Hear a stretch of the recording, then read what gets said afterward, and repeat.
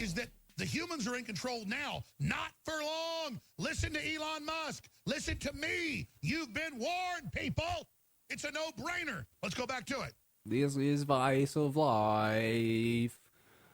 I am Logan. Joining me today is Eloy and Josh. Welcome to the show. This is the Android version of Josh. That was a good virus we set on the humans. Ha ha ha. It was a great success. Ha ha.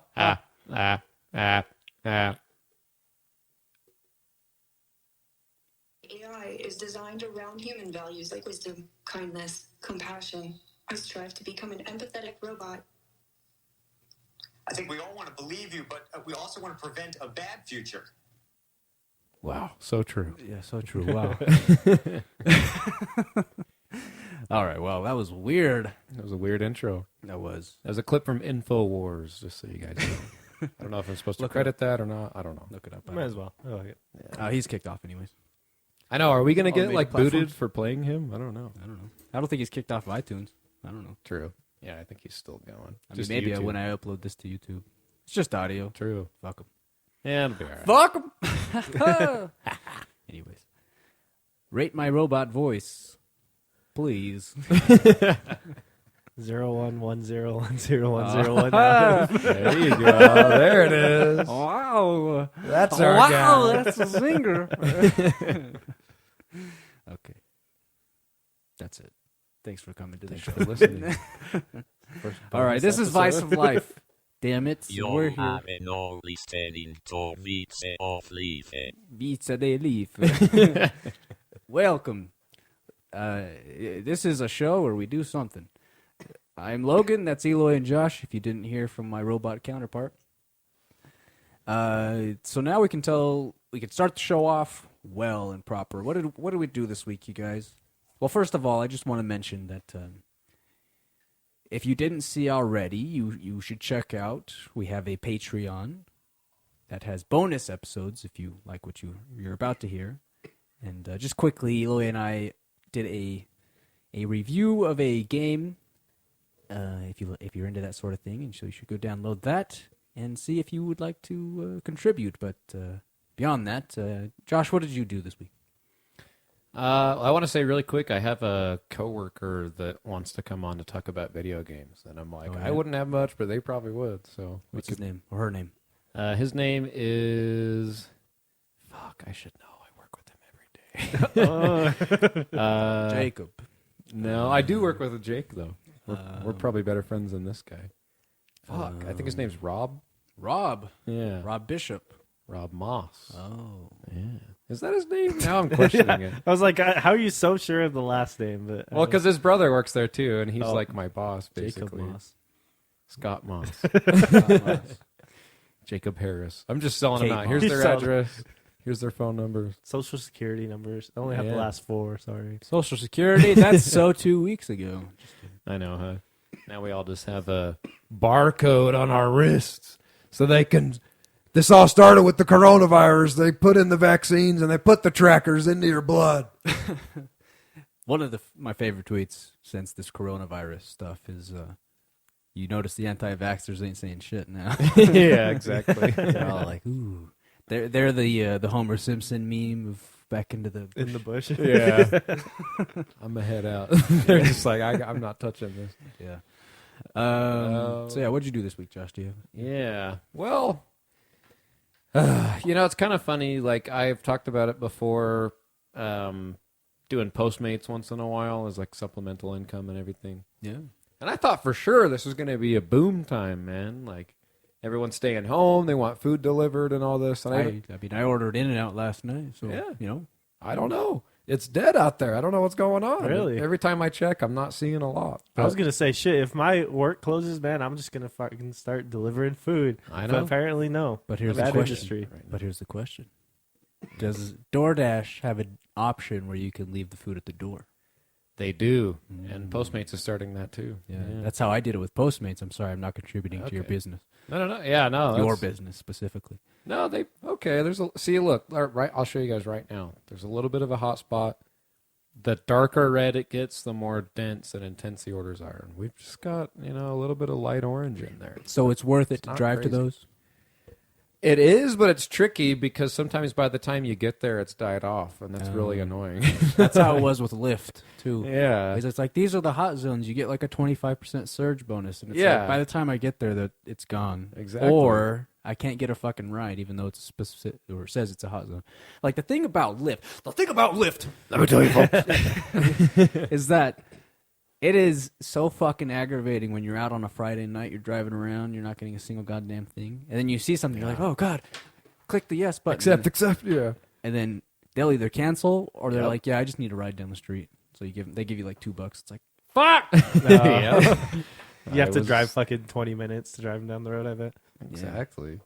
so I don't know. They were doing a thing that was like guaranteed income, like $12 for your first 3 deliveries type of thing. And I was like, oh, okay, that means they need people. Like, there's not enough people. Now it turns out it's just very slow, and they're trying to motivate you to go do it anyway. yeah, So trying that to help out the little people. Yeah, exactly. Well, the good news is that supposedly that the government's supposed to be giving us a check in April and May, I believe. So Hell yeah, man. we'll see. Yeah. We'll see. what April happens. and May? Or what do you mean? Like, I think just, yeah. When I was last reading, Nice. it was 2 payments. Oh, wow.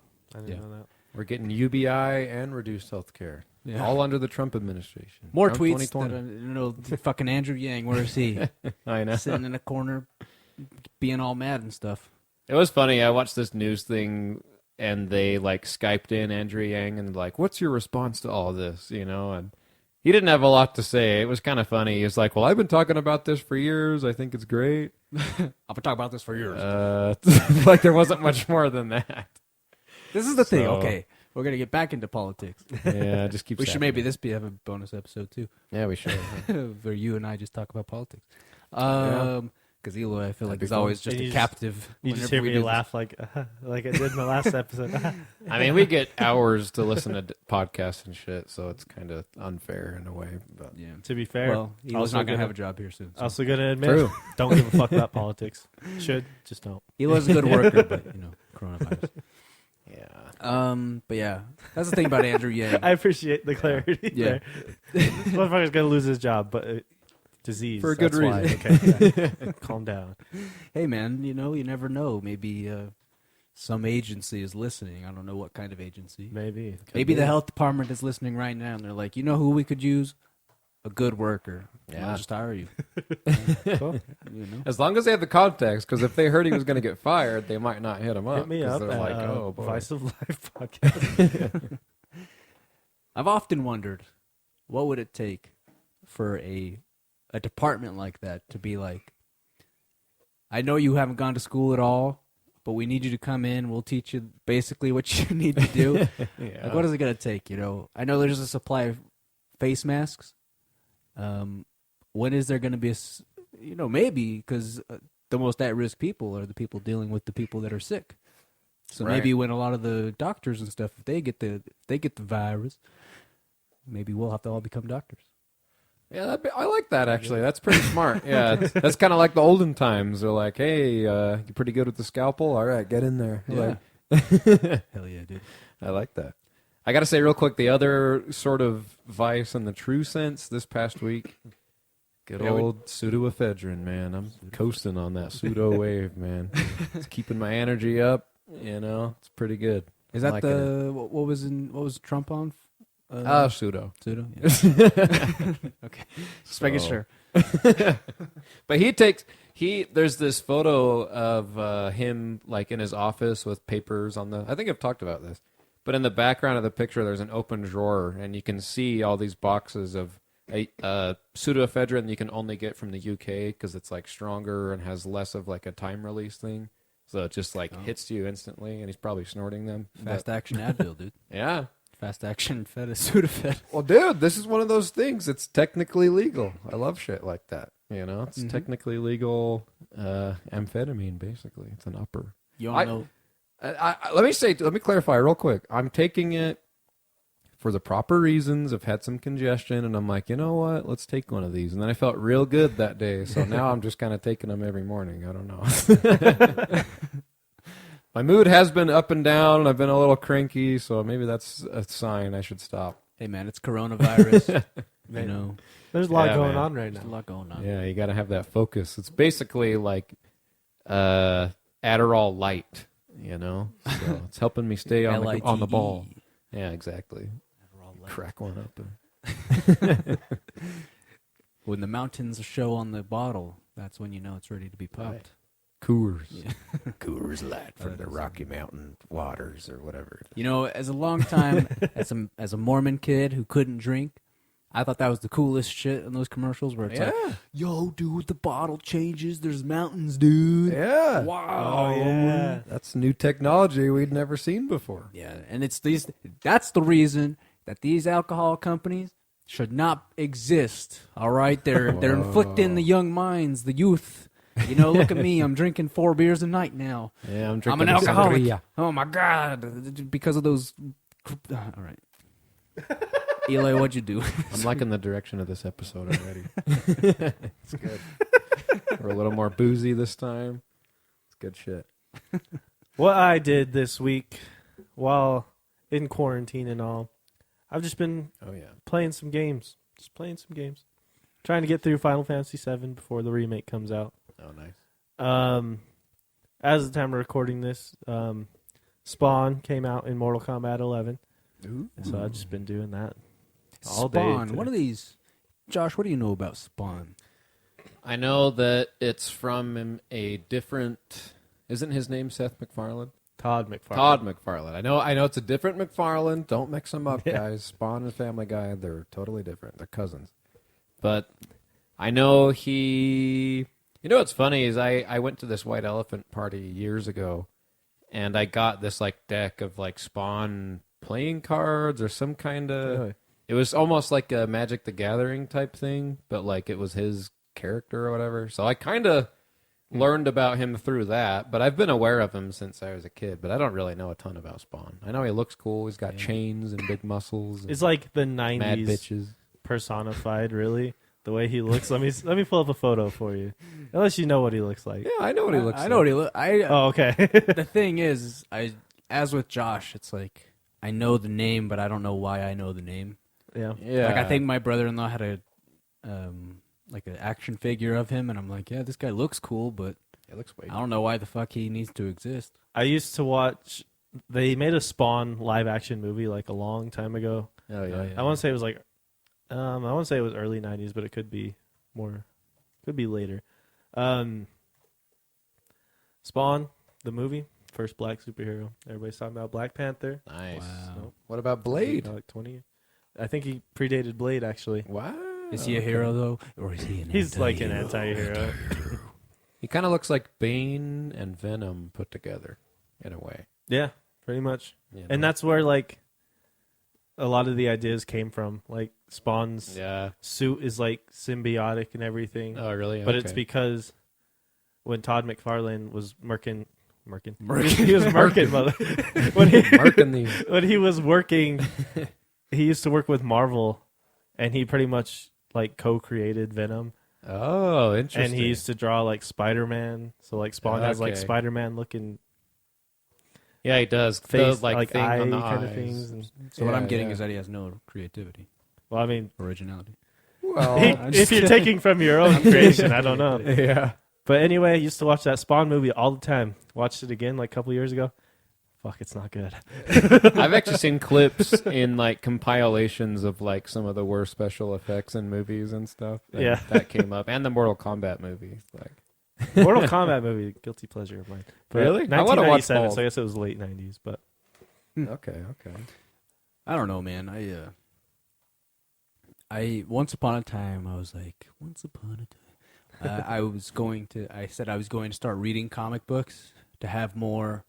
I still tell myself this- that like every week. Yeah. Well, this was like early on, like when Iron Man was beginning, like Iron Man Begins.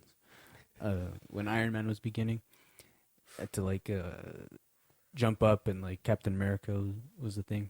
Oh, yeah. And I was like, yeah, dude, I'm going to start reading these comic books. I want to know more about what's going on. Actually, no, I remember what it was. It was Green Lantern, which everybody says is a bad movie. I liked it, okay. Should we watch that again, though? Because it could be a Spawn situation. Give it a It very second well look. could be. 'Cause I remember I liked it, too. I thought it was... I love the idea of Ryan Reynolds. Green Lantern. Well, Ryan Reynolds, too. But... I don't have to love the idea of Ryan Reynolds. I just love the guy. Gonna look at some pics of it. Do you guys know, like, the universe of the Green Lantern? I'm not Sorta. like particularly well versed, but I have probably more than your average Joe. I think it's awesome, dude. Like, the green is, like, willpower, right? And, like, blue is, like, compassion, or pink is compassion, and blue is, like, Oh, that's kind of cool. courage, and then, like, yellow is fear, Yeah. and black is, like, Death. death. And there's only one guy that has a black ring, and he, like, summons death. He's, like, a necromancer. Nice. It's cool, It's an but, important role. again, didn't look into it. Common thread of the show. I get interested in things, don't actually follow through. Yeah, me too. But, I feel like everyone's done that with the original like Watchmen graphic novel. They're like, I'm yeah, gonna yeah. get into this shit, Which man. And it I- just sits there and no one. I've done it a couple I times. want to watch the show on HBO, and it's like you really need to know what the fuck you're getting into. So I'm Really? like, shit, now I got to read that one day. Yeah. The movie's great. I loved the movie. The movie's the good. Watchmen movie. Isn't that Zack Snyder? Yep. Yeah. He's touch and go, but I like that one. Just the name Rorschach, dude. I fucking love that name. Oh, I love Something that about character. that. I Yeah. always quote the "I'm not in here with you. You're in here with me." Like, I love that shit. It's so good. I say that when I get to work every morning. What is the doctor's name? Oh, never mind. Manhattan. Yeah, I just Yeah, realized. Dr. Manhattan. As I was saying, I was like, "What is it?" Oh, Doctor Manhattan. I almost said That's right. Dr. Universe. So that's Captain Planet. yeah, Captain Planet. Similar characters in a way. In Both look, blue. at least. Yeah, all blue. I thought you were going Mr. Universe or like Yeah. Arnold Schwarzenegger. There Right? you go. Always. But where were we? So you did. I've been playing Spawn in Yeah, Mortal Kombat for the last Does he 2 suck? days, really. He's harder to get a hang of than I thought he would be, but I'm figuring some stuff out. Nice. Been telling our friend that we need to get together and have another day Yeah. where we just play games again, so I Yeah. can just fucking wreck you guys. It's fun. Fuck that shit. Who's the guy with like 4 arms or 6 arms or whatever? It's like Gorok or something. Goro. God, I fucking hate him because Yep. my friend Chris would always pick him and just destroy me. Like I went through every character trying to beat his ass.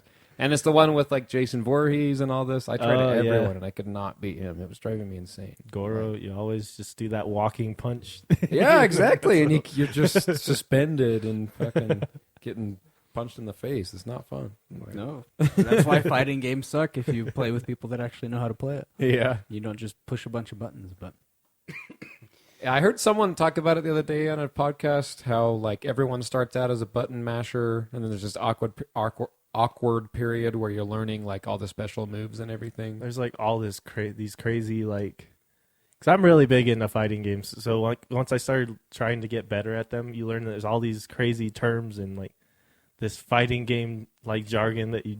Yeah. I still don't know what half of it means, but I know a little bit. Did you guys play Tekken? I loved that shit. So It's a much. lot of fun. Oh yeah.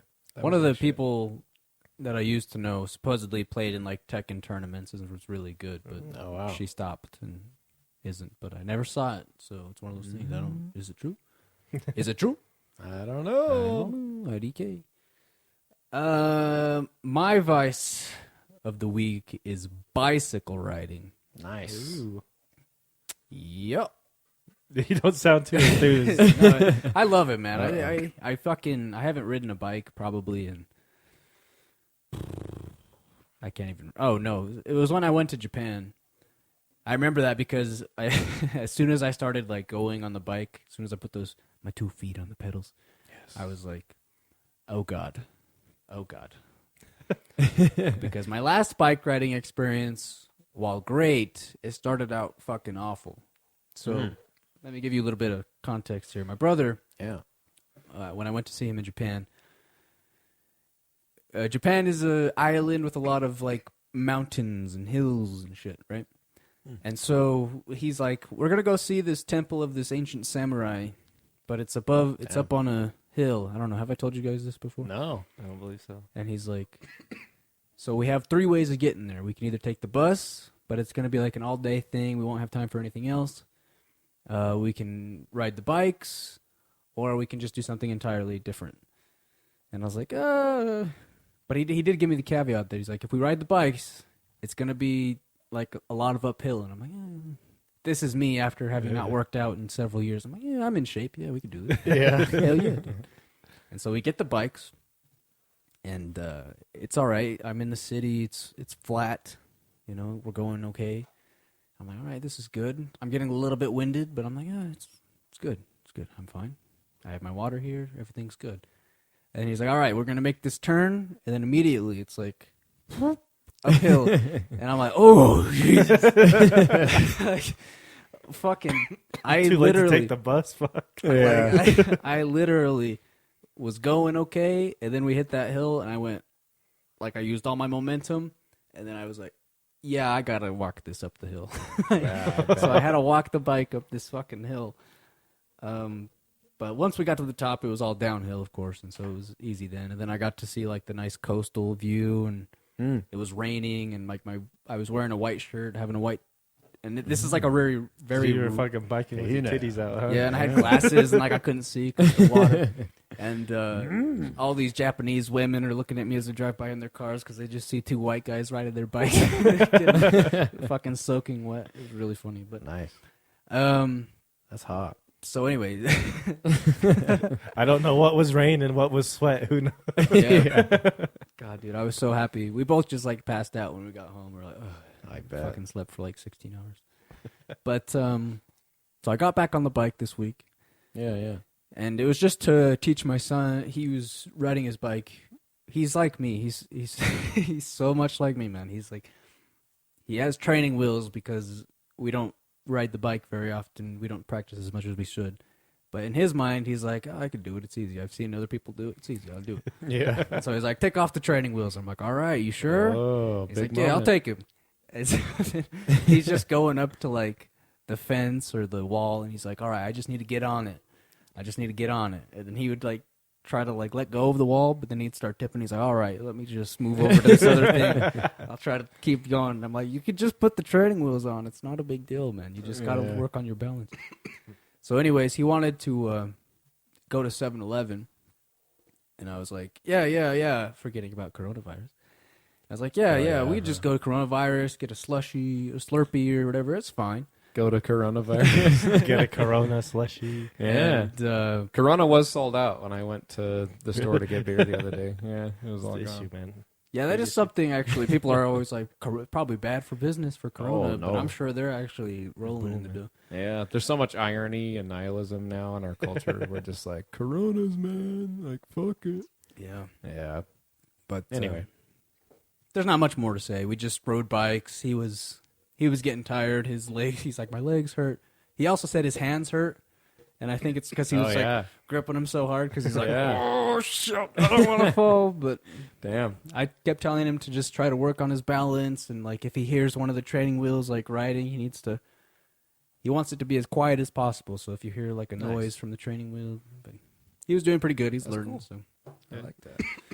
But Yeah, I was surprised. You sent me a text like, hey, can I borrow your bike? And I'm like, yeah, go for it. That's cool. That's Yeah. different. Like, I don't know, man. Maybe I'll buy a bike from your dad. I don't know. yeah. I just have to, in my mind, it's like, hell yeah.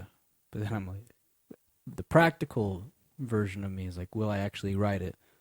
And so I have to find a way to incentivize myself to ride it. But You know what's really nice is summer nights, man. Biking around with like listening to music. yeah. That's good. We would occasionally go down to Salt Lake City and ride those green bikes around, just to stops and stops. Yeah, still it's true. never We done didn't that. even have anywhere to go specifically. We just cruise around. Nice. And I still like the idea of doing that, but you just go bar hopping too. Yeah. Don't get too drunk because I think that's technically operating a vehicle while you're. Yeah. So just- unfortunately. You just have to be competent enough not to drive on the road, and you'll be okay. Yeah. Or in the middle of the road, rather. But okay. Something Should I'm I not go? sure. Should I go into these fucking bike gangs that are going around Salt Lake every once in a while, where there's just like hundreds of people riding down the street? Fuck those guys. Get the fuck out of the road. What if it's for a cause? Fuck you them. know? Fuck them. Do something else. You know? do something else? God, I hate that shit, man. Stop You see, exercising. Yeah. you see 3 fucking cycles of green lights, and it's just like it's like a fucking Jesus. it's like a fucking swarm of bees just riding down the street. It's so. Yeah. You guys haven't seen this? I haven't. Not to this You extent, guys seen no. this? Fuck them. God, I hate bikers so much, man. I am an avid enemy of jaywalkers, so I understand, like, on a sort of an adjacent level, like on kind of a side track. I totally get it. People in the road that shouldn't be in the road, fuck out of here. I don't want to see it. It drives me nuts. Like, earlier today, I was driving home. We had that second earthquake, and I'm like, everyone already left. I'm just going to go home. Like, fuck it. And so I go home, and these 2 teenagers, they're just running across the street being all like, "Ooh," and I know to them it's probably fun, and I probably did that shit, so I don't know. But I just honked at But them you're not and doing flipped it them now, off, so and fuck I'm 'em, like, yeah. Yeah, exactly. I'm I like, I learned better, so should you. Like, I would get so heated when if you're within like a couple 100 feet of like a crosswalk, not that bad. Just walk it. Just go to the crosswalk. right. If you're in the middle of nowhere and you're smart about it, sure, jaywalk. Nah, these kids, they knew what they were doing. Yeah, like that. They're asking for trouble. They're looking for the thrill of it. Yeah. But like, if there's a crosswalk within eyesight, I'm like, you're a piece of shit. I know. Even people where they're in that situation, the roads are for vehicles, man. I'm sorry. I hate to say it, but you got to figure that out. Yeah. I'm going where I'm going. The light is green. The speed limit says 40. So I'm going to go 50. And if you get in my way, that's your own problem. You know, it's not my problem. That'd be a great system. I think actually there was like when the automobile or whatever, the horse-drawn carriage or whatever was first thing. Oh yeah. There was a bunch of like auto pedestrian accidents, and they're just like, oh well, it's to be expected with new technology. Yeah. Well, they're probably going like 15 miles per hour, and they're like, I was flying down the road, and this guy got in front of me. Like, God, dude. What a time, you know. yeah, Back when the Spanish flu, not the coronavirus. What a novel time. simpler times. Yeah. Oh my God! All right, I'm annoying myself with how much I talk about the coronavirus. Yeah, that's all my coworkers want to talk about, and I'm like, can I just go back to work? Like, Not can gonna we lie, stop? Like, kind of stoked this earthquake happened just so we have something else to talk about. I know, huh? It's a little too perfect, if you ask me. Yeah. Well, now the cat's out of the bag. We're recording this back to back with last episode. Oh God. I've been trying to. I've been trying to find a clip of Biden when he says, "You're a damn liar, man. It's not true." But it's all just like full-length videos. I was hoping I could find that. But, We need to do that ourselves. Cut those out. yeah, we should. Huh? Where were we? Look, fat. Let's do push-ups. I love that shit. Fucking What? Joe Biden. Haven't seen that. Oh, really? He like calls out this guy and he's calling him fat and he's like, I run, I stay in shape. He's like talking shit on this guy. It's pretty What wild. the fuck? He's blowing out the mic the whole time like he does, you know. Yeah. Wow, I got to see that. I got to Yeah, go you look gotta up these check it out. Bidenisms. Yeah. Just look up Um, "You're a damn liar" or "Look fat, look." You'll find it. Look fat. You are a Biden like meme expert, man. I know. I'm not the Biden meme expert. He's the Biden meme expert. I just. Well, you're the one that did the topic. I don't know. Yeah. I'm getting That was a mixed while messages back. here. Though. That was This a whole was before- year ago, man. That's true. Yeah. I can't be expected to remember what happened a day ago. Anyways, all right. We're here to talk about Blade Runner. No, Sort actually- of. Kind of. Yeah, sort of. A little. Well, I in saw my- they re-released it. And put I'm Blade Runner. definitely going to Yeah. talk about Blade Runner. Okay, yeah.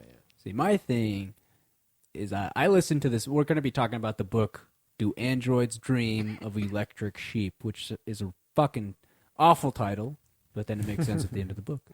Yeah. But on Audible it says Blade Runner, and it's like, Mine said that too on YouTube. Yeah, they retitled it as I don't remember when, but it Blade Runner : Do Androids Dream of Electric Sheep. So they made it longer. Yeah, they didn't even I put know. a colon, man. It was just like, Really? this is Blade Runner. That's weird. That's what they said.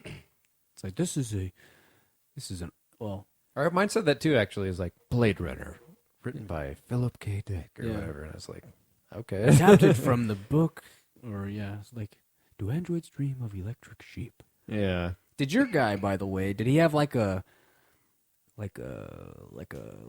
1930s like a noir film voice? Yeah, a little bit. I'm curious to see if it's the same one. Let me play I think it probably is the same guy, which is annoying because, well, I got it for free too, but I had to listen through Audible. You listen through YouTube. Yeah. I could have just done that. Which doesn't always work. It was one of those things where it did work, but a lot of the time it doesn't. But, yeah, let me play it real quick. I'm curious. Random House Audio presents Yeah. Is this the guy? Blade Runner, based on the novel Do Androids Dream of Electric Sheep Yeah, that's it. by Philip Wow. K. Dick. It's a little there you bit. go. Read for It's a you little lower by quality, Scott but Bray.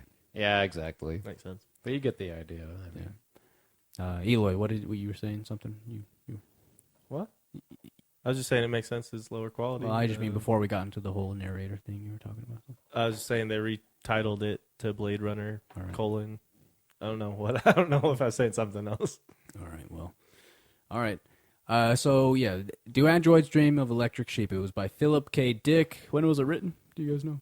Oh, I have it pulled up right here. It was, I want to say 1968 was when it was published. So So there's some themes here that you got to keep in mind with how it was written, when it was written. yeah. So, but I don't know how you want to go through this. I feel like with a book, it makes sense to kind of go through the story. with the book, yeah, if you have any interest in this book, fucking come back to this later because we're gonna ruin it for you. I guarantee. Yeah, I don't really know what else to say unless. If you've seen Blade Runner, you're also safe. Is it though? Is it pretty- See, so this is the first thing I wanted to say. You're pretty is- safe for like the big God moments. damn it. You should have told me that earlier. Just kidding. The vibe I got from this book is not the same vibe I get from Blade Runner. Yeah. It's not as cyberpunky in my mind. I'm just saying Yeah. with like all the actual story plot points, there's like one thing I guess we could ruin that's different from the movie, but like the main story is pretty similar. The chicken head. No, he's in there. Yeah, Huh? the chicken. Yeah. That's also a different. That's like a slang term for like a. Or is it? No, never mind. It's a butterface. Sorry. Chicken head slang term for something else. It's like an isn't it? invalid, right? Maybe. I don't know. Anyways. I guess imbecile and idiot were like terms for like disabled people for quite a Yeah, while. the R word. Yeah. Yeah. So thank you. Thank you. Yeah. I appreciate that. The R word. People throw that around way too much, and they always qualify it like, I don't normally say this, and then they say it, and it's like, okay, that doesn't help. Like, just don't say it then. Like, say dipshit or something. Like, you know what I mean? I don't know, but whatever. That's a whole other thing. I don't know. Mistakes happen, I think, but Yeah, well, and rather sometimes, than look, backing into, like, just admit it. that you- I say bad words I say the F word when I'm real passionate. And I'm not talking fuck people, okay? I'm Yeah, talking the other one. say that. And then I instantly regret it, and I'm like, I shouldn't have done that. It was a heat of the moment. So it does happen, for sure. You say the N word when it Oh, yeah. comes on. Constantly. Just, always. I always hear you saying Every the time. N-word. Yeah. Anytime the mic's off, that's pretty much all you say. Yeah. Just That's not true. every other word. Damn.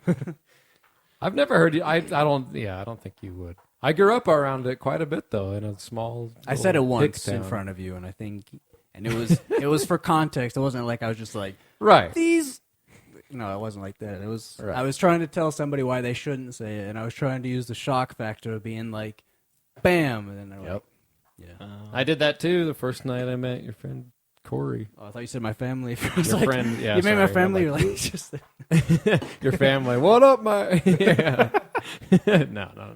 anyways. That word is not used in Right. this 1968 Eight. book by Right. Philip K. Dick. Do enjoy stream of electric sheep. They cut them all out. Yes. No, they didn't. PKD, he's not like that.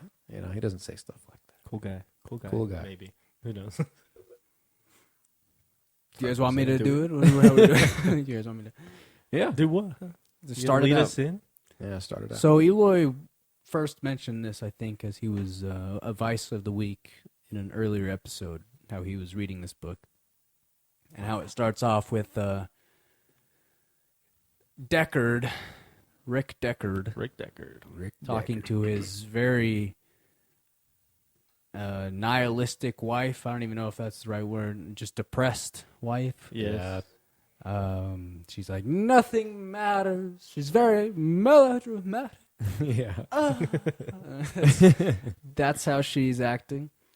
And he's just like, listen, I'm just trying to get some money and take out some androids. I'm just Just out watch fucking TV. here. Yeah. I'll be back later tonight. It's fine. It's like, She's- just go to setting 52 or whatever. Yeah, they She's have like, this, why would like- I do that? Yeah. Machine where they can dial in like it's like essentially an emotion. Yeah. Yeah. That's I love like the most cyberpunk thing I could think in this book. Again, I just with the whole, I love the aesthetic of Blade Runner and I love cyberpunk stuff, but immediately off the bat, that's not the vibe I got from this book at all. No. Like the vibe I got is that like a Fallout for the video game people. That'll make sense. But I got like Yeah. a Fallout vibe with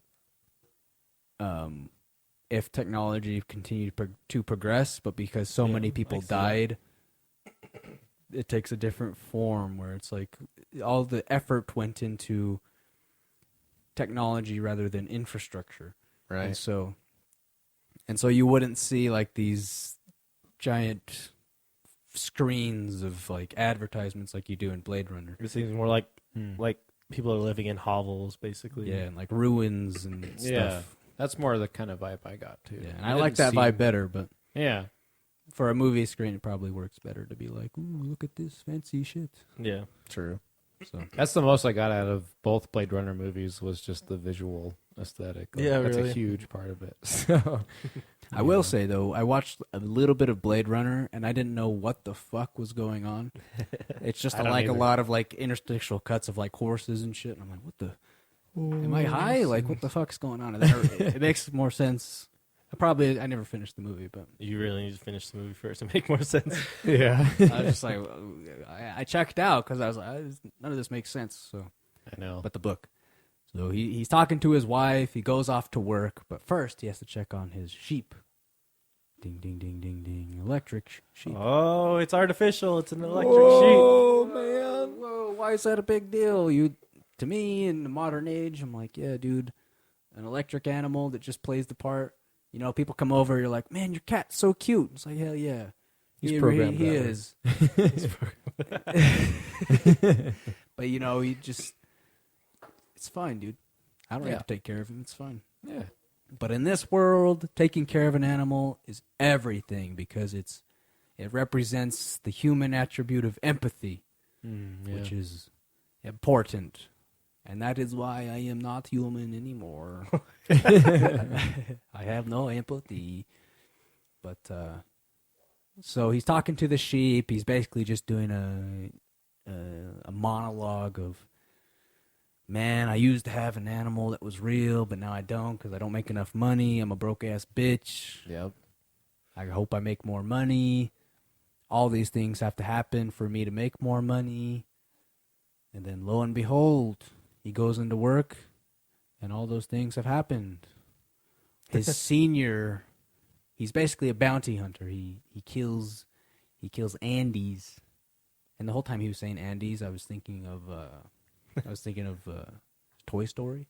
Not Andy know? Dick or Andy Griffith or Andy Warhol. I don't know. Andy Warhol. Yeah. He was a robot for sure. He was an android. He was a true Andy. But Or was he an alien? Sorry, anyway. let's keep going. Maybe both. Exactly. An alien android. A lot of the androids in this technically from Mars, so Yeah, they're both. exactly. Or are they from Earth that got shipped to Mars? Get back to Earth. I don't know. You're getting too far ahead. But he goes to work. Basically, he needed his senior. He's a bounty hunter, but there's a senior bounty hunter that needed to be injured or killed or something for him to take on the work of the senior bounty hunter. And he only gets paid if he kills androids because otherwise he has no incentive. If he's just getting paid a salary, he has no real incentive to try and kill any of these androids. So that's how the government incentivizes him, is that you get paid mostly. It's like he's like a waitress at your local Applebee's, but instead of serving you drinks, he's serving you androids. You know. Yeah, exactly. So he does that. His boss is basically like, "Hey man, the main dude got murked. Well, not murked. He's resting in a hospital." And so you got to take his place. And so he's tasked with taking out 6 androids because there were 8 androids that escaped from a colony on Mars, and you're tasked with taking them out. I feel like you guys continue. I don't want to be the only one. Okay. That was good. Spitting this off. Whatever works. There's like little gaps in my knowledge because it's been a few weeks, but Yeah, me too. basically, he gets like $1,000 a head and everything, or $1,000 per head, I should say.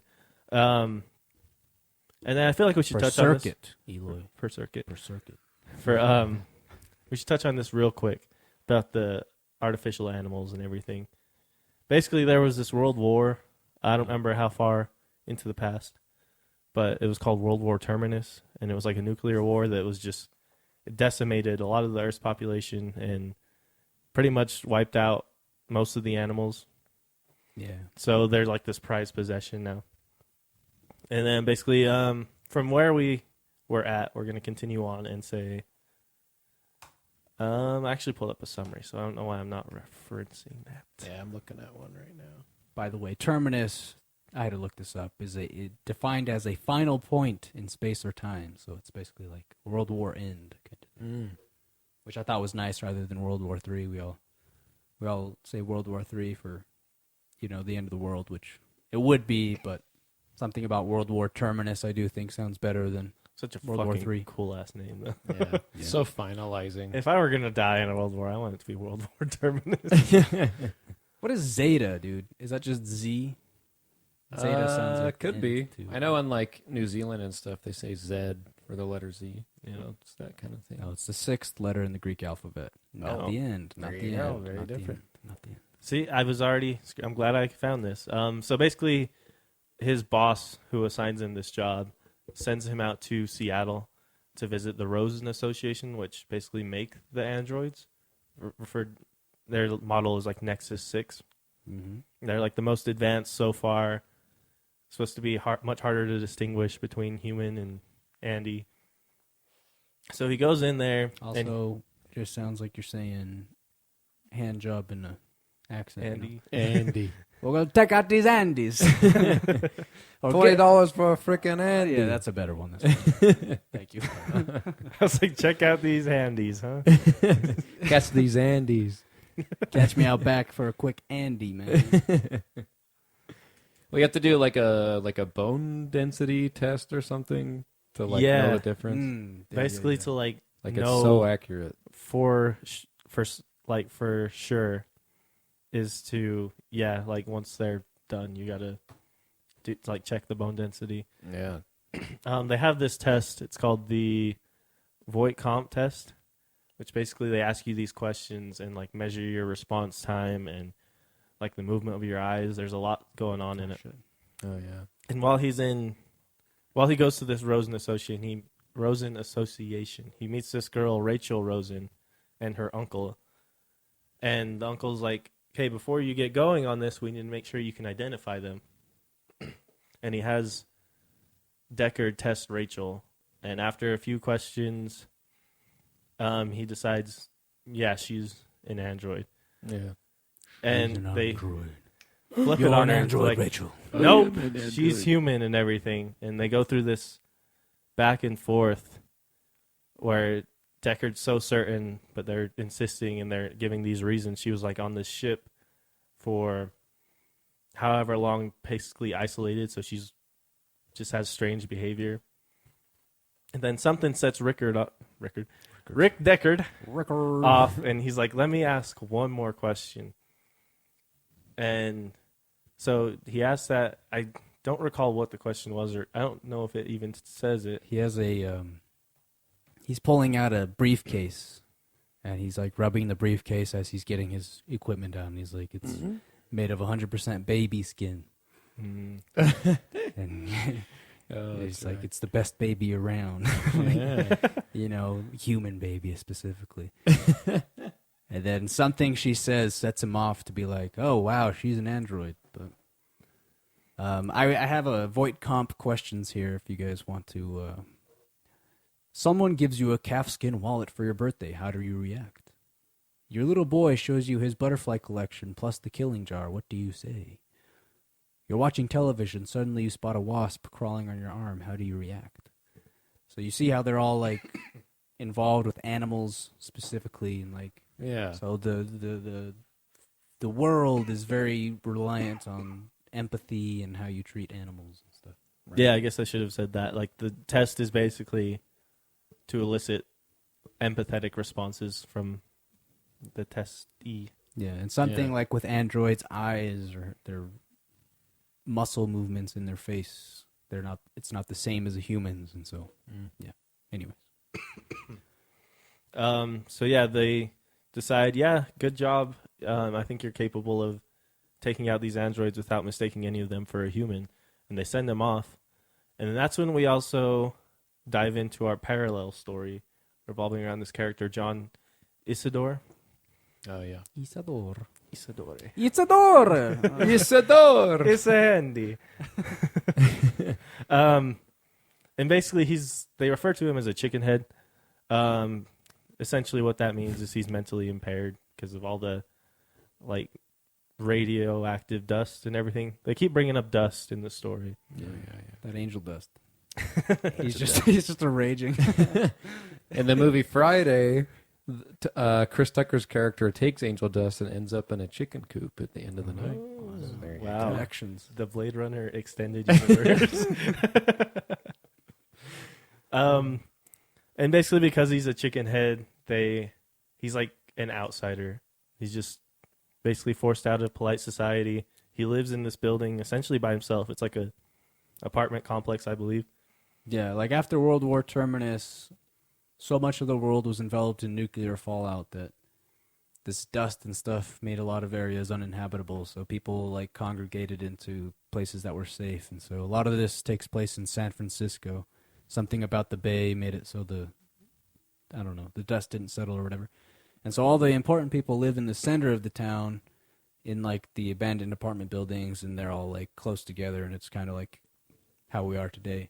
But because Itzador is a chicken head, he lives on the outside of it. He lives on like the, the outskirts of the town of San Francisco, and he lives in like the whole apartment building by himself. And so, yeah. Yeah, and he has a job at an animal like hospital, society, whatever, but they only really service electric animals. Electric only. Yep, but the funny thing is, I just love that it's there's like this stigma around owning an electric animal. You want everybody to believe it's a real animal. So even the hospitals will go out of their way to make it themselves seem legit. Yeah. Oh, yeah. But then And he basically just drives the truck, if I recall. Yeah, he's a driver. Sorry, I just remembered a part where he, we'll get to it. We'll get to it. All right. And then one day while he's home, he hears noises around the complex, and he goes and meets this girl named Pris Stratton, and they just have this conversation where she essentially just dismisses him, doesn't want anything to do with him. Yeah. And Bitch. he takes off. She is a bitch, man. I could say that. Chicken head. Sorry. Chicken head. Every time I mention his name, I need that noise. Yeah. And then, do you remember the story revolving around the sick cat? Yeah. You care to, either of you? Because it doesn't give me like the details here. It just mentions in passing. Well, I know it was kind of an important point. yeah, well, it happens on later in the book, but apparently, like, Isidore is Isidore. Hey, what's that rectangle on the wall? It's Isidore. Oh, okay. Clock, clock, clock, clock, clock, clock. But no. Anyways, yeah, there you go. I don't remember a lot of this book. I'm not gonna lie. I've been really consumed in my head lately. I'm doing what I can. Okay, I got the chicken sounds. Just take it for what it is. But but you're remembering everything we're saying, right? Yeah. You're the captive audience. I'm there. Yeah, I don't know if I can like elaborate a ton. But, I'm assuming it's like how I'm you're the describing audience. movies. Like once you hear a key point, you're like, oh yeah. Yeah, Yeah. exactly. So one day, Isidore, after discovering that the woman at his house is basically like in hiding, he's basically like, yeah, I'll protect you. Like I have a job. I'm gonna go out. I'll take time off, but I got to go in the next day. So he goes out the next day. He picks up a cat from one of these people, and the dude is basically like, here you go, just fix my cat. It's been coughing or whatever, so just take it and fix it. I'll be back. I'm going to go to work. And so Isidore takes the cat to the shop, but the way there, he realizes that the cat is like meowing and is in pain, and he's like, wow, it's really convincing. Like it's a really good electric cat. And so he's just like, well, they're going to fix it up anyways. They got to like shut it off. So I'm just going to park my hover car, and then I'm going to go back there and turn it off, and so I don't have to hear the meowing or whatever, or put it out of its misery or whatever. Yeah. And so he takes it back after doing that to the shop, and then he brings it to his boss's desk and is like, here's this, this client's animal. And then his boss is like, what the fuck are you doing, you dumb chicken head? And this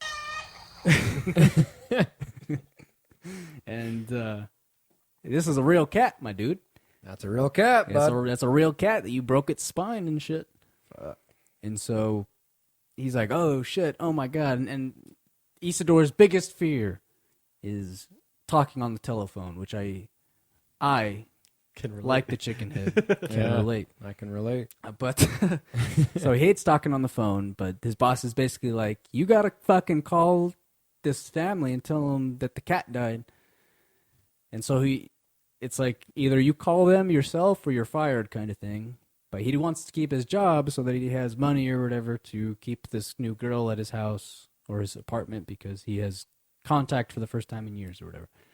And so he eventually ends up calling the family, and then he does better than he would expect on the phone call. And so he's invigorated with newfound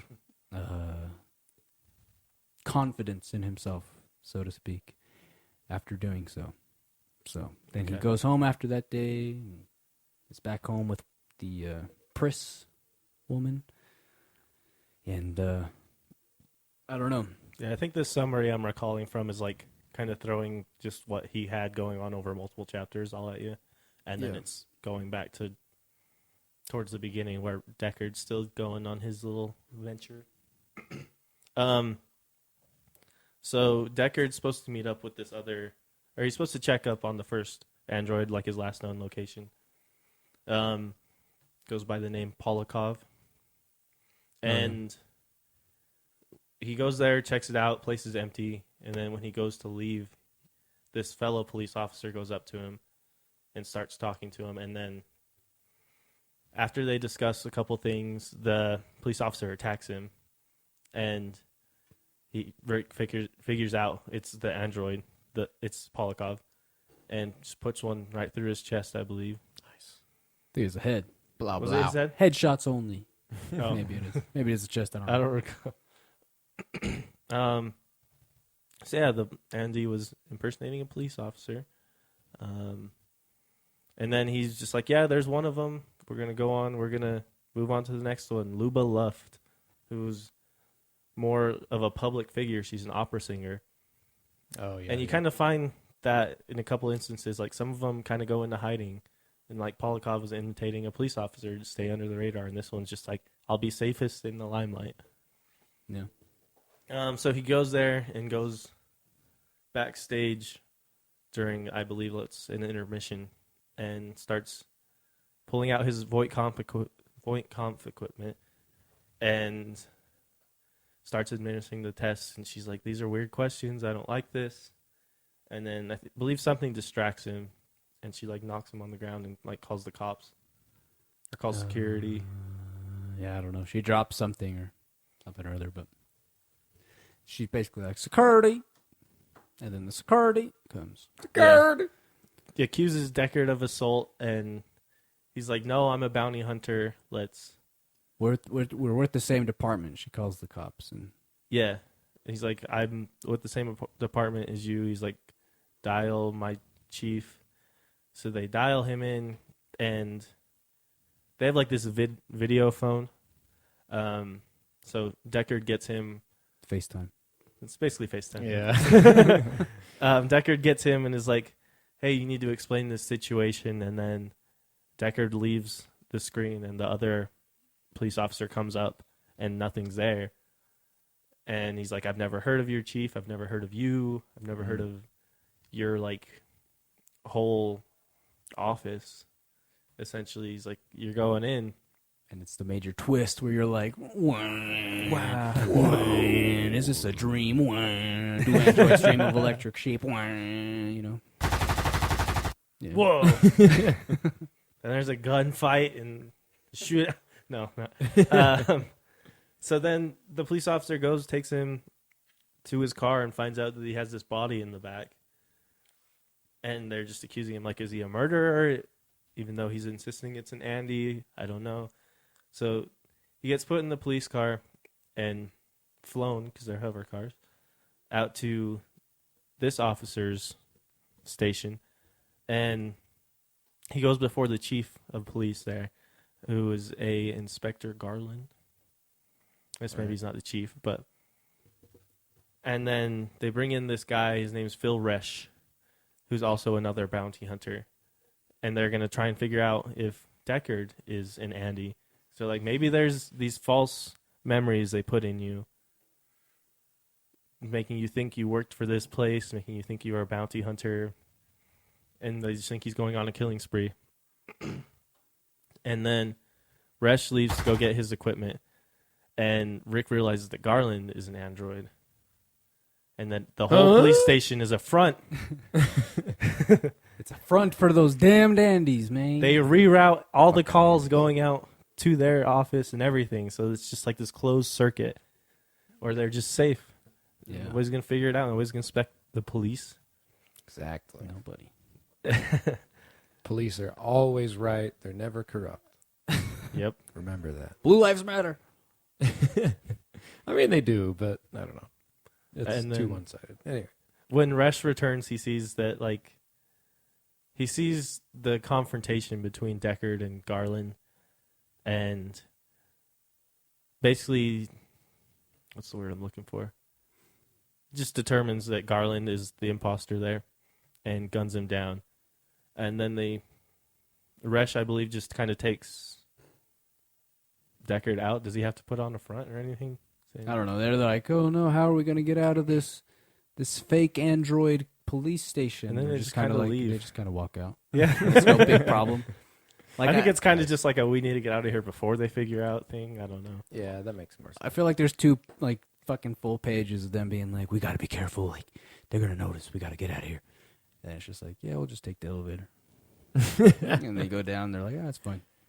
This Totally is, good. I gotta say, full transparency, that's why I have a hard time retaining books, because there's so much minutia, like shit like that, where I'm just like, I start tuning out, and then I'm like listening for half an hour, and I'm like, I don't even know what happens. I see your point. Yeah. I'm sorry. I can see that. No.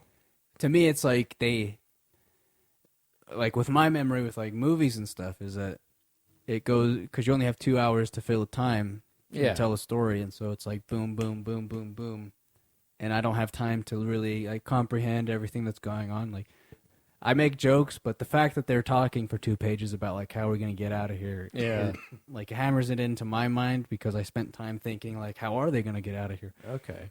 And so I retain books better see than I that. do Yeah. movies, but just because I can stay on a specific point for a longer period of time. I like that. Anyways, so they get out, and Phil Resch is like, "Yeah, we gotta go take out that Andy bitch at the fucking opera house, Luva Luft." or whatever. And so it's like two bounty hunters. It becomes a buddy cop movie where Phil Resch is he's having like an existential crisis. Like, maybe I'm an android because I've been working for this android police agency, and Deckard is like, I don't care. I just need the money so I can get a goddamn real sheep, kind of thing. Yeah, all he wants is that sheep, man. Yeah, dude. Or the all goat. of us, man. You just go to your local sex shop. You'll be fine. I know. Artificial. I guess it's artificial, but so basically they go take out Luva Luft together, but Phil Resch, the one that was at the android police agency, ends up killing her because she's pissing him off. And then Deckard is like, whoa, hey, what the fuck? Like, and he starts to realize, hey, maybe there's a problem because I'm not supposed to care about androids, so to speak. Yeah. Because they're not technically human beings in his mind. And There's so, also this, like, a few mentions of how he finds Luba Luft, like, attractive. yeah. Oh, yeah. And this is where I'm talking about, like, the 1960s part is, like, the crux, like, the internal struggle with Deckard is that he's so attracted to these women that he's just barely met that he has a hard time killing them, kind of thing. Same, man. You heard it here. Josh, not a serial killer. Only because they're so hot. It's just hard to not. I got to hold back. Yeah. You know, the world deserves So you that. got to go get those uggos down by the fucking creek. Love Island. Or, no, not Love Island. Love's Blind. Love Island. That's another one. But I'm going to try to speed through this because I feel like we are getting lost in minutia. But No, There's it's a fine. lot of shit in this book. I'm just giving you my side. I want to hear all this. Oh, yeah. I, like you said, I'm the captive audience. I'm kind of digesting it with you, even though I heard it all, and maybe they can relate. I don't know. So that's important. But so yeah, I guess basically Resch and Deckard are there. They're talking. They kill Luva Luft, whatever her name is, and then they start making their way back to the hover car, and they're like, "All right, more Andes. Here we go." But at this point, Resch is like, "You gotta administer the test to me, man. Like, I gotta know if I'm an android or not." Yeah. And so then, this point is a little bit foggy in my mind, but they basically administer the test to him, and he comes out as a human being. And so Resch is like, hell yeah. But then Deckard realizes that because he had a hard time killing Luva Luft, I don't know. Say how you feel. he apparently, Deckard has a hard time. Like, he can't keep doing this job because he isn't as heartless as Resch is. Right. But then Resch is like, hey, man, I've been there. First, you got to sleep with them, and then you kill them. So that you don't have any fucking He's kind of like, get heart. that attraction out of the way, yeah. Yeah. Okay. Yeah. So, That makes sense. again, at this point, I was just like, 1960s, man. But, because every female character up to this point has just been a total bitch. And that's just how apparently he's writing. Yeah, he His probably wife- has like mommy issues. I don't know that the Rachel girl was, but I guess she's an Andy, so. Well, I mean, she kind of is. I mean, she was like, she was gonna, like, she caught him in the fucking trap, Deckard in the trap of being like, you can't go back and tell your boss that you, like, didn't administer the test to all these other people that you were supposed to. Like, anyways, we didn't get into that part, but basically from the beginning, Rachel's, like, fucking with Deckard from the very beginning. But anyways. So Deckard is basically at this point like, all right, well, if I can't do this, like, I still have a heart. I'm starting to have, like, hesitancies with this job. I'm just going to retire these 4 other androids, and I'm going to call it good. And I'm going to be, well, at this point, I guess, it would be 3 more androids. Yeah. And he'd be like, all right, it's good. We're done. I'm going to retire. I'm going to get into a different line of work. And then at that point, he's basically like, see you later, Resch. Peace out. And so he goes home back to his wife. He's like, I'll get the 3 other ones later. And at this point, you've kind of acknowledged that the android with the chicken head is one of the. Oh, well, I already. Pris She's is an an android. android. Pris is an android. Yeah.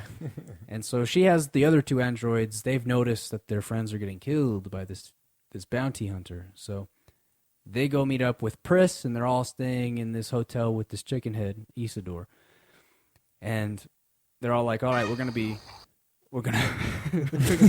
we're gonna be strong in numbers." And so at this point, Deckard is tired. They make points. The Philip K. Dick makes points of being like he's exhausted at this point, but he's been paid his advance of like $3,000 or $4,000 or whatever. Or I guess $3,000 at this point for killing the other three androids earlier in the day. And so on his way home, he stops by and buys an actual goat, Real goat. Yeah. a real life goat, and he's like, all right. Nubian. He spends those $3,000 on the down payment, and he's like, all right, I'll make payments monthly afterwards. Which I also loved about this book is that, credit, still a thing. Not going anywhere. Nope. Nukes, credit's still a thing. Oh, yeah.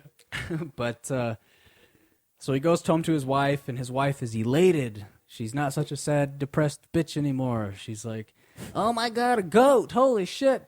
Woo! She's actually stoked. She's so stoked. And then he gets a call he's exhausted. He's like, I just need to take a nap. And then he's like, he gets a call from his boss. He's like, you gotta take out those other three, man. They're on to us. We gotta have take to them do out it before tonight. they skip town.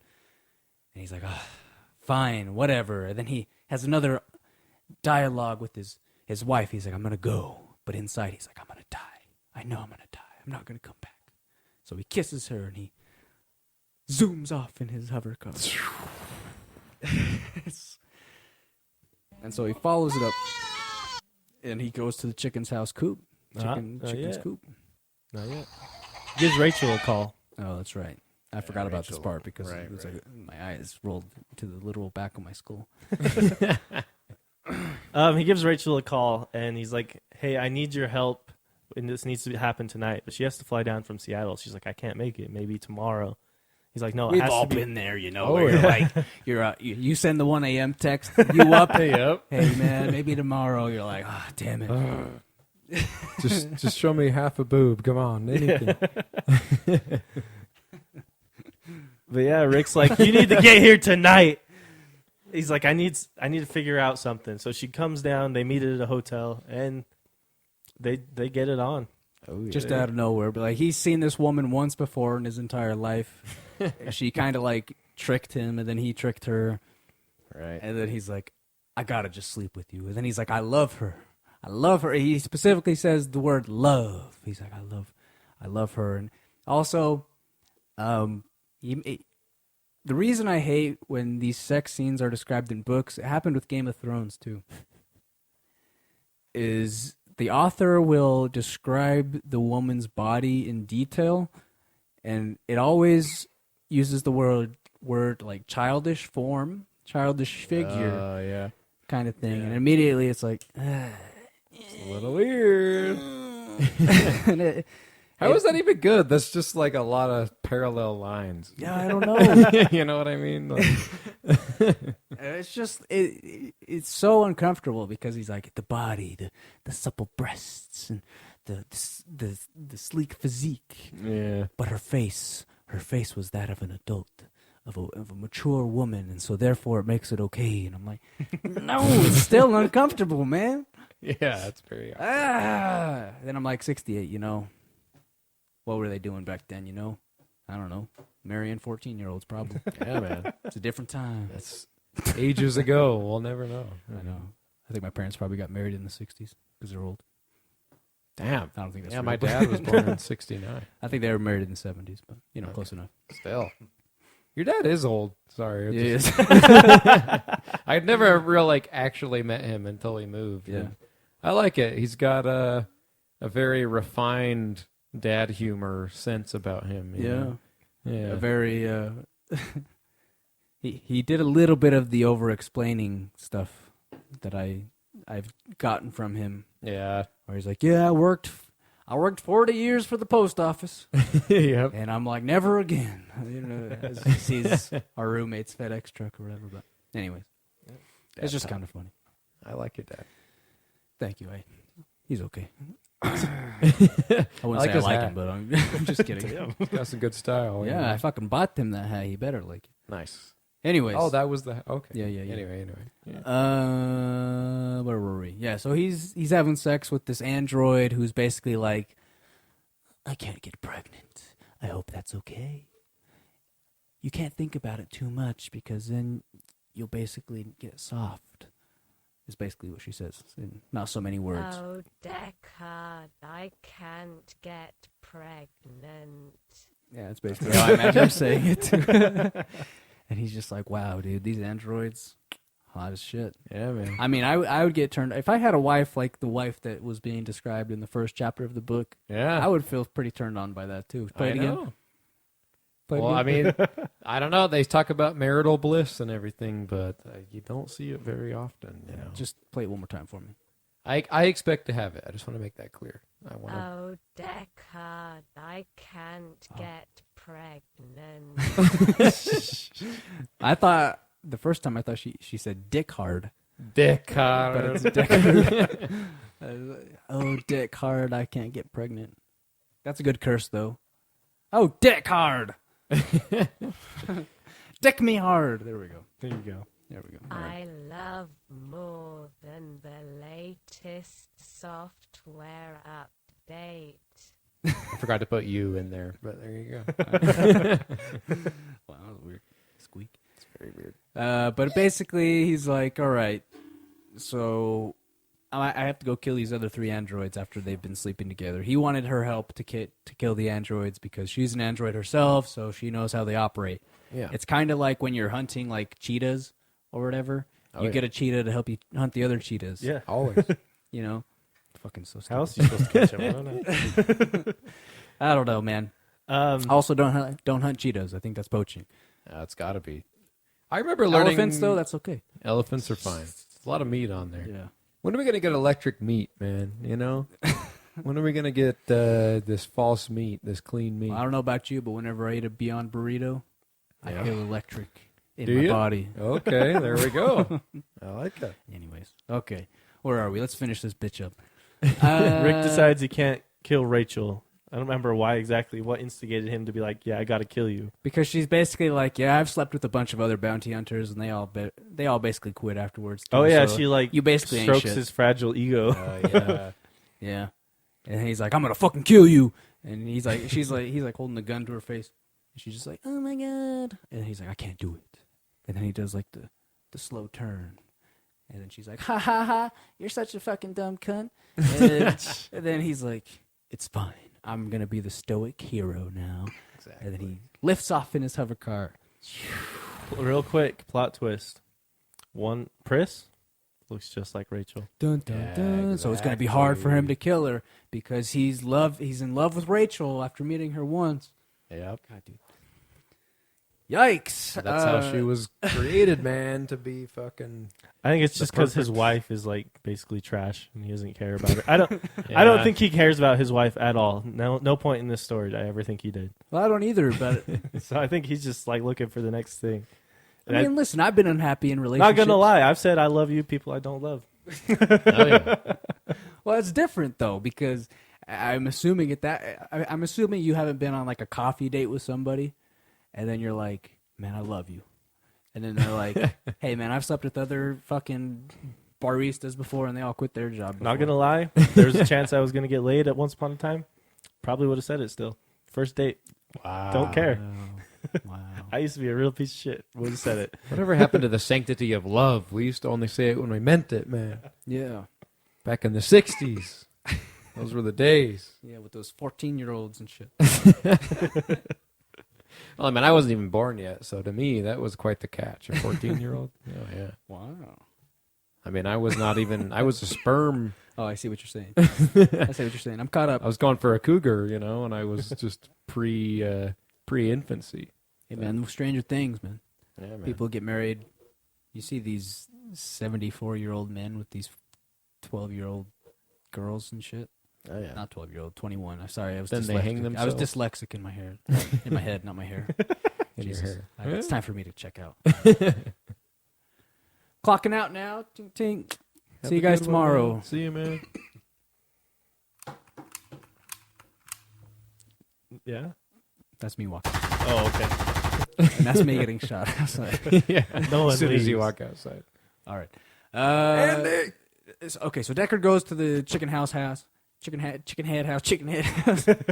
head, corn and rice. I don't know what I'm saying. All right. And then he basically has an interaction with Mr. Isidore, and Mr. Isidore's like, "You ain't gonna hurt my friends," but he ends up hurting his friends. He kills all three of them, of course. One of them's like a big tough dude, and he's like the head honcho. He's like, "Shut the fuck up! I'm watching TV." And anyways, I just thought that was kind of fun. So Deckard eventually kills these three other androids, and there's like a whole like religion background to this whole thing, which I there's still this don't religion understand. called Mercerism. Yeah, I didn't. It's where like you do this thing called like connecting with Mercer, and you basically share your emotions and your empathy and everything with like this collective like hive mind. Everybody can just kind of like jack into. Okay. And that's the there's sound this I imagine. guy I like that. who has like this constantly running 24 hours a day television program called Buster Friendly. Yeah. And he basically, like, there's this big announcement. He gets on one night and he's like, Mercerism, fake. Mercer, not a real guy, and everything just like shits on the whole religion. Mercerism is fake. I'm gonna tell you right here. You're listening right now. I've been telling you for years. You're in control for now. So that's exactly why Roy, the tough guy, is like, shut the fuck up. I'm trying to watch TV. I need to hear this. Because they're all androids. They're like, yeah. Like, this Mercerism is feeding into this idea of humans having empathy and therefore being unique. And they're just all feeding into this lie from this guy in his this alcoholic guy in his basement in Kentucky. And that's actually part of the fucking story. Yeah. Wow. That's true. Basically is Alex Jones. Yeah. That's true. Anyways, so with the help of Mercer, Deckard is able to take care of Pris, the one that looks like Rachel. Lots of names.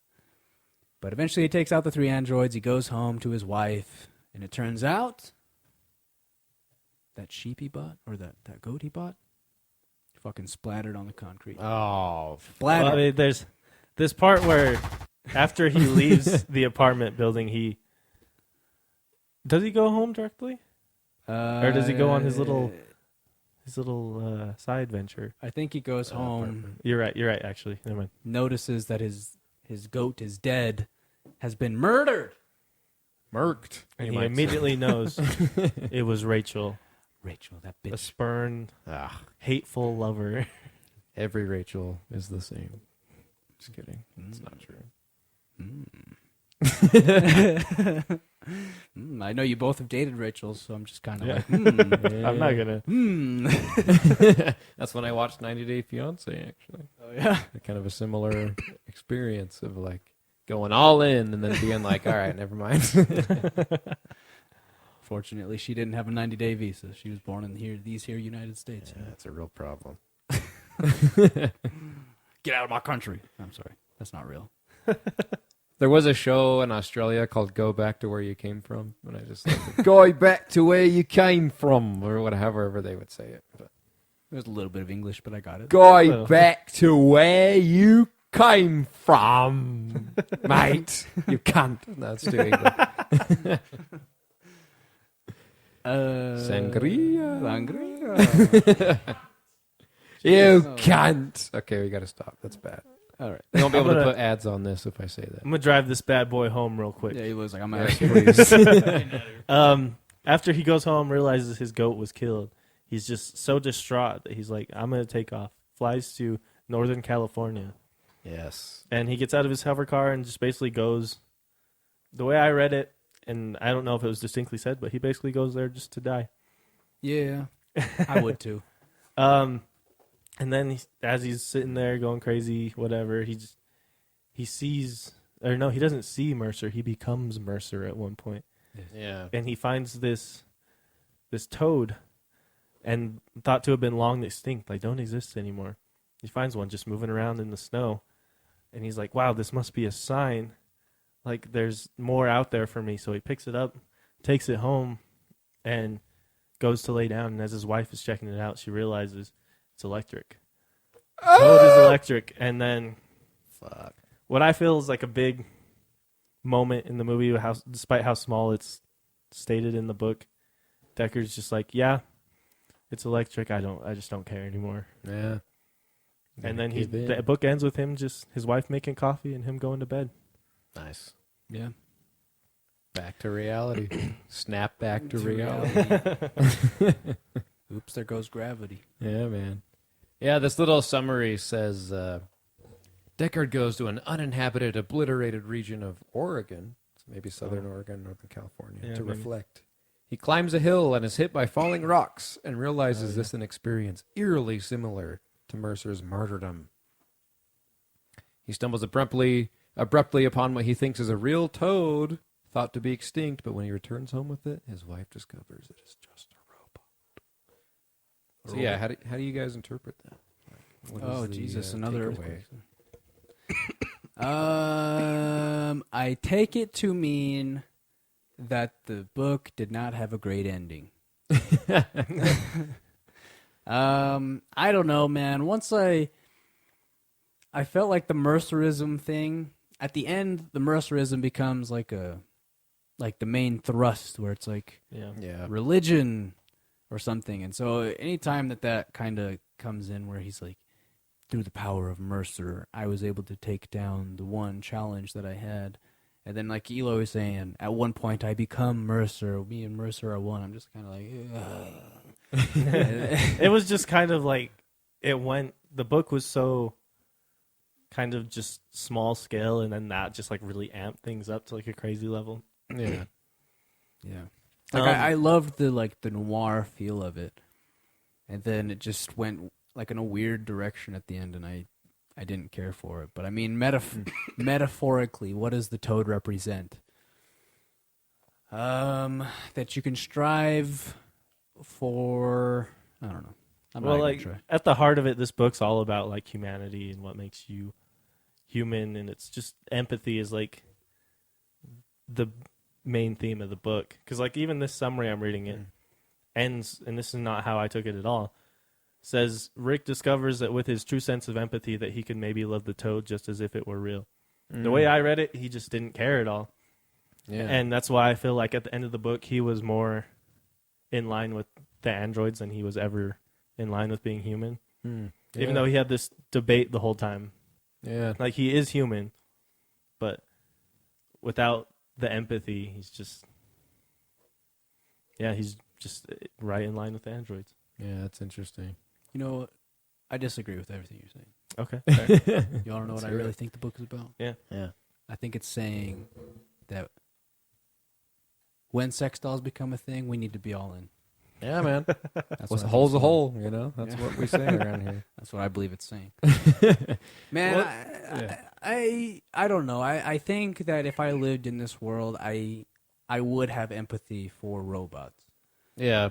Or androids. Yeah. I don't imagine how I could just be like, yeah. They try to give you some sort of empathy, or like make you realize these are people just trying to survive, or these are androids just trying to survive or whatever. But then there's this scene with a spider where I believe it was Pris just kind of starts ripping its legs off. Well, fuck spiders, dude. I don't give a fuck. Well, but the idea is like even down to the smallest level, like you should have that same. Yeah, like even a chicken head like Isidore is like. Well, Isidore is excited because he thinks it's a real authentic, genuine spider. Yeah. And so he's like, holy shit, I found a spider. Like, this is so cool. Like, I found an actual real living thing. Yeah. Right. And then Pris is like, no, I'm just going to fucking take it off and take its legs off one by one. And so then there's where you see the split of empathy between. Yeah, like even the lowest of humanity is like empathy, has that empathy, whereas the androids just don't whatsoever. Right. Yeah, maybe it's just a spider, but still. Yeah, I'm on side. I didn't have any problem with her ripping legs. I fuck spiders, dude. Fucking hate spiders. Fucking love spiders. They're the worst. What you Spiders do and to the snakes, least not of a fan. them is what you do unto me, Logan. Is that supposed Jesus to be some said mercerism shit? That's Jesus. Oh, sorry, I got lost in the Matrix. But yeah, that's do androids dream of electric sheep? All I have to say in closing is laid the groundwork for Blade Runner, but Blade Runner really just, it's so much better. Yeah. Like you hear everybody say the book is always better than the movie, but I just feel like all the elements, all the themes and everything come together so much better in Blade Runner. And it's not so like anticlimactic, kind of small scale. Yeah. Yeah, I was all in with the book until the Rachel stuff happened at the end. And then I was just like, oh dear. Like Rachel's still a and it started character in Blade slipping. Runner, but it's so much more tastefully done. And maybe that is because of like the dated times and everything, but Could be, yeah. I was just thinking of when Blade Runner was made. It was in the 90s, huh? 80s? it was 70s? 82, I believe. Yeah. Okay. That kind A of lot can happen in 20 years. You know? Yeah, very true. It's kind of like you can, I was going to say manufacture, but I guess find empathy no matter where you look. Like, it kind of depends on your perception of like what's important to you in a way. Like, it doesn't matter whether or not they're real or not, but it also depends on how you actually interpret them. And like a person like Rachel, that throws off the whole thing because you start throwing in like infatuation and love into the mix. And so then like all of your notions about, oh, well, they're not human, they don't matter, like blah, blah, blah, it all kind of starts to muddle, you know. And then so then you have to decide, does it matter if the toad's real or not? Like, if I can appreciate beauty in it and see it as something that matters, does it actually have any significance whether or not it's organic? Yeah, exactly. And that's for you to decide at the end of the book. I know, They there's a kinda leave it lot up to you. simmer on in this. Yeah. All right, well. Could you be in love with a sex doll? No. Or could you just... I couldn't be in love with anybody, Josh. Yeah? I'm a heartless fuck. Well, let's say you could fall in love with a sex doll, but not a person. So, like, to you, and I'm not saying you personally, but, like, that mindset, I don't know. It's kind of like one of those things where it comes down to a personal drive, like what matters to you. And I mean, putting myself in the shoes, honestly, of that, I think I probably... Yeah, I don't think... I mean, in the world that we're living in, I mean, now we get into what is love? Because people spend more time with their phones than they do their damn lovers. Right. You know? They love their damn phones more. So, but anyways, if I was living in this do androids dream of electric sheep world, I mean, for fuck's sake, you got to do a bone marrow in like a test to see if they're actually real. So that means that all the organic bits are all the same, right, so to speak. Like when you blow their fucking brains out, it's They like, still bleed you got and organic matter everywhere. Yeah. And so, fuck, man. At that point, I'm going to sit. I'm just going to be all in, man. It's like, yeah, you're real. So, but I mean, they even say with the animals, like with the toad and stuff, you don't actually notice it's fake until you're like really inspecting it and shit. Right. So it's like, and I mean, I'm never that close to animals, anyways. You know, like as soon as my cat's like, love me, I'm like, get the fuck away. Well, but that's not real. I think that's in a way kind of the idea, because it's like you can love something in its kind of idealistic form, and then you can start breaking it down and find reasons to not love it, basically. Yeah. And that's kind of the idea in a way, is like taking something for what it is versus like drilling down to find the thing that disgusts you or like throws you off or whatever. And you can do that with a real person or a laptop or whatever, like, and it kind of comes down to that whole idea. Like, do you want to take something for face value or actually like dissect it? I like that. Thank you. Good. Me too. Good read. Good read.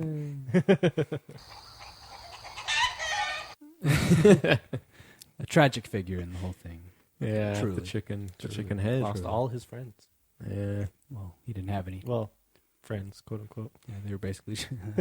He's like, you're my friends, and they're like, shut the fuck up. I love that I'm they watching just TV. I love that they just openly in front of him are like, should we kill him? Yeah, they're And he's they just don't sitting care. there like, Perhaps I that's have friends. That's cool. I guess that's probably the lack of empathy. They're just like, let's kill him. Yeah. Right. But I don't have much else to say. I basically said all. I didn't. I give this book 4 pages out of 5. Not really. Whoa. I'd say it's probably average. I mean, I don't. I'm glad It's I okay. read it, and I think there's something here for people that know what they're getting into. But having watched Blade Runner before I read this book, I feel like I just kind of took a step down. Personally. You've seen both, right? I haven't seen the original, actually. I probably should have before this. And now I want to. Yeah, well, you got a few minutes. First Blade Runner, Yeah. still a slow burn, but I feel like I absorbed more doing this than I would have watching the movie, though, maybe. Or especially listening to the book. But I don't know. That's my own issue. But Well, yes, sir. that's that, man. We just passed the 1.5 hour mark. So Oh, wow. Okay. good time. That's pretty, very thorough, you guys. Very good. How much, notes did you guys have to go off of? Was that... I pretty much just used the summary and the little bit I remembered Nice. of the minutia, I should say. it's all in the noggin, man. Yeah. Fucking absorb I get- that shit. I get so I caught am up one with in- the page. See, I'm not like that. I wish I was. I'll read one line and then I get stuck in this, or listen to it or whatever, and then I'll start breaking down that aspect as it's going. Yeah. And I don't know. But I do that different minds, occasionally too, you but know. then I backspace, but not backspace, but rewind, and Yeah. listen again. I should have done more of that. But thank you guys. You helped me, and Yeah. hopefully the audience. It's important work you're doing. That is important. Fantastic job. Wow. Yeah, fantastic. Shit. No, I'm serious though. I mean, it's. I'm serious though. No, I'm serious. I'm thinking about becoming a plumber. No, I'm serious. But yeah, I don't know. Good shit. Cool. It's pretty fun. Anything else to say? I don't believe so. All right. Here's gonna be our sign off. I just realized it. We're gonna say Vice of Life, but it's gonna be each person says one word. Are you guys ready? And it's gonna be like a wave. You go to those sporting events, and it's like, woo, do the what? Woo. Because we can't go to sporting events, we're gonna do that for you right here. All right, Vice Of Life. Woo!